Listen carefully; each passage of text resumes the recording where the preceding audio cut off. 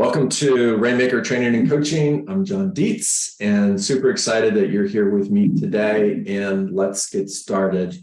Today is day 2 on a 5-day rotation, and it's week 2 on this 5-day rotation. So repetition is the mother of learning, and we're going to be extremely repetitive here. Chandra, thank you for being here. Thank you for having your camera on. You look beautiful.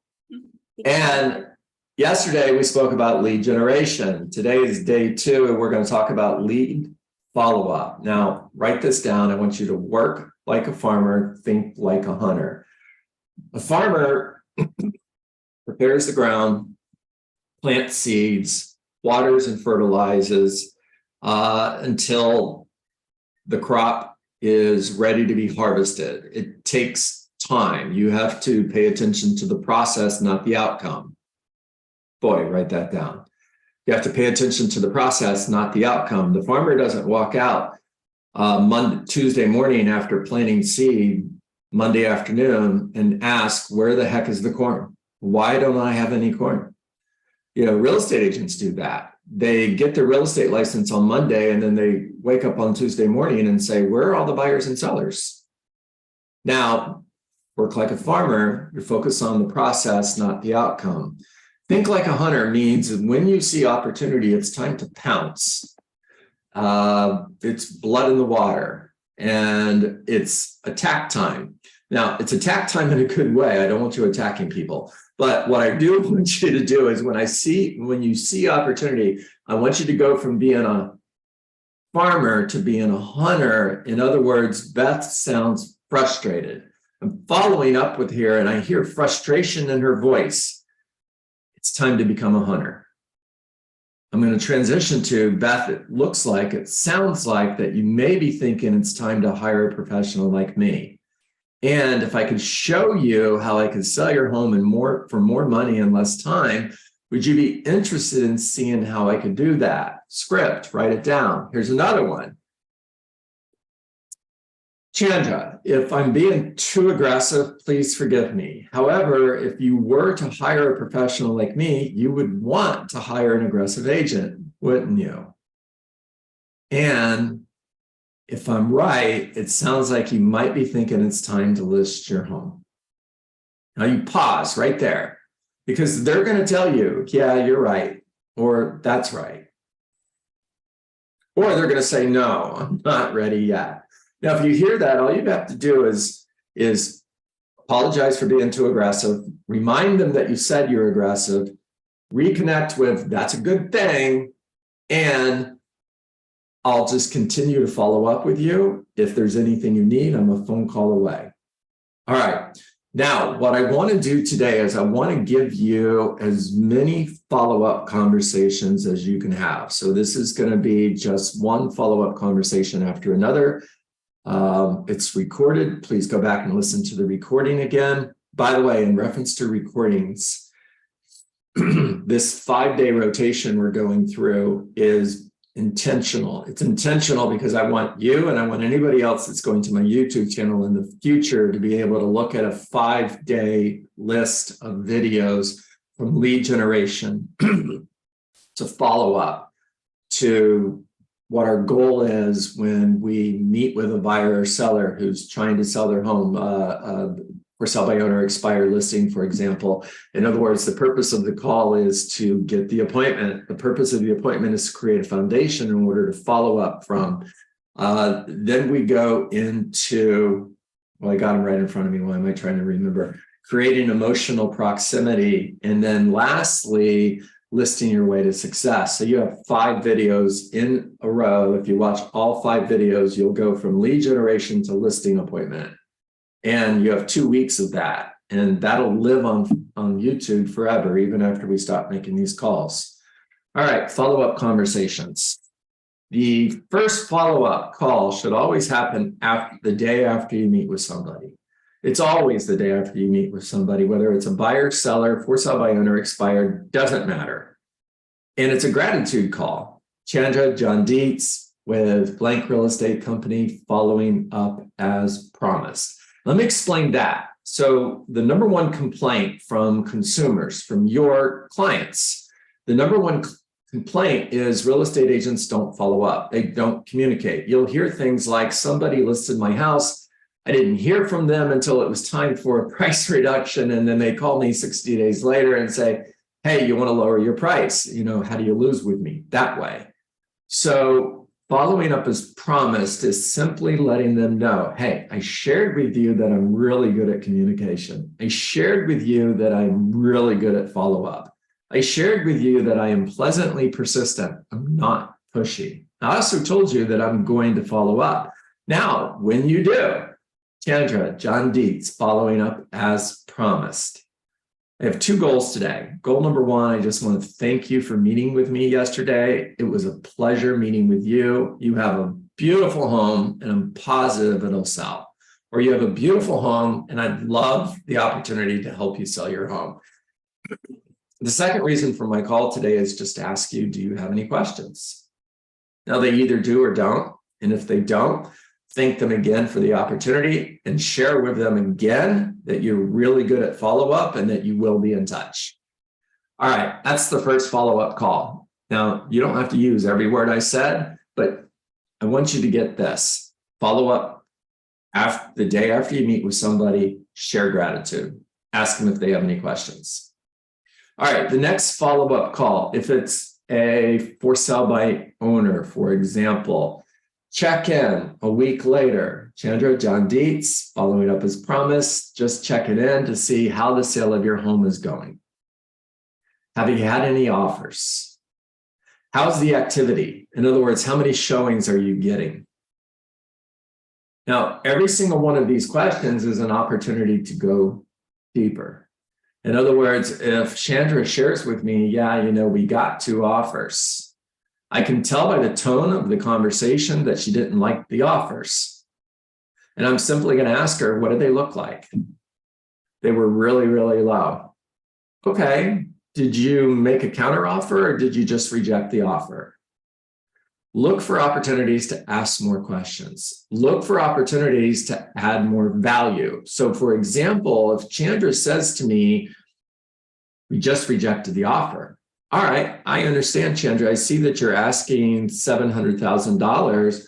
Just out of curiosity, what was the offer? $650,000. Got it. I would have rejected that too. However, if you would have given them a counteroffer of $680,000, $685,000, and they accepted that, how would you feel about that? Or if you would have made a counteroffer, what would the counteroffer have been? What if the buyer would have come up to $680,000, but you rejected the offer, so you don't know if they would come up to $680,000? But what if they did? If they did, what would you have done? Give them time to think about that. They're more than likely going to say, well, I would have accepted the offer. Now, here's a great opportunity for you to share. If I were representing you, here's what I would have done. You want to show them your value, and you want to help them see where you can help them get their home sold for the price they want in a shorter period of time. So another question in this particular example would be, okay, so we got 2 offers in the first week. You told them both to take a hike. That's cool. Just curious, if you don't get another offer for the next 60 days, how do you feel about that? Are you okay with that? If 60 days from now you found out that $650,000 was really the right price, what would change? All right, there's 2 calls, and you can see how deep this can go if you understand the psychology behind these conversations. It's really simple. I want you to get inside the person's head that is trying to sell their home in this example and ask, what are they helping to accomplish? All right. Their goal is not to sell their home by owner. Again, if we're talking about a by owner, their goal is not to sell their home by owner. Their goal is to sell their home and net the most amount of money possible. That's it. Now, it doesn't mean that they're going to sell their home by owner. They think it does, but that's not necessarily the truth. All right, another call. Let's say it's a week later. Valerie, John Dietz, XYZ Real Estate Company, following up as promised. Is your home still available? Now it's been 3 weeks, so I expect her home to not be available. You get the tonality of the question. Is your home still available? When she responds with yes, I would simply respond with, that's interesting. And what do you think she's going to say? Why do you think my home hasn't sold? Well, when a home isn't selling that should, like yours, it usually comes down to one of three reasons. It's either price, presentation, or marketing. Now, Valerie, I've been in your home and it's not presentation. You have an absolutely beautiful home, which means it's either price or it's marketing. Now, just out of curiosity, which of those do you believe is the reason you haven't sold your home yet? What do you think you're going to hear? Probably marketing, because they believe in their price. Now, when I hear that, I'm going to ask, that might be true. Tell me what you're doing to market your home. Listen to them. Here's a great opportunity to share with them. Are you aware of what I do to market my listings, to sell blank number of homes every 30 days in an average of less than 30 days on the market for an average of 99% of the asking price? Are you aware of what I'm doing to get those results? What do you think you're going to hear? No, I'm not. If I could show you how I'm doing that, would you be interested in seeing how I'm getting those results? I don't want to list my home. Got it. I'm not asking you to list your home. I'm asking you if I can show you how I'm selling blank number of homes in less than 30 days on the market for an average of 99% of the asking price. Are you at least curious how I'm doing that? Next call. What does a great buyer look like to you? Every single person is going to say somebody who can afford my home. Your response to that is, I agree. And can I share with you what a great buyer looks like to me? A great buyer is somebody who sold their home yesterday and they need to buy a home. Or a great buyer is somebody who's in town for the weekend to buy a home. And if you were that buyer, are you out driving around looking at for sale by owners, or are you working with a professional like me? Let them answer the question. They're going to say, I would have a real estate agent. I agree.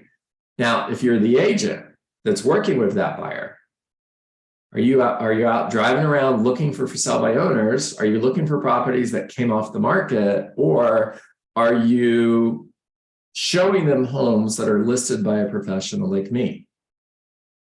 Showing homes that are listed by a professional like you. Cool. I agree. If you're not attracting one of those buyers, who are you attracting?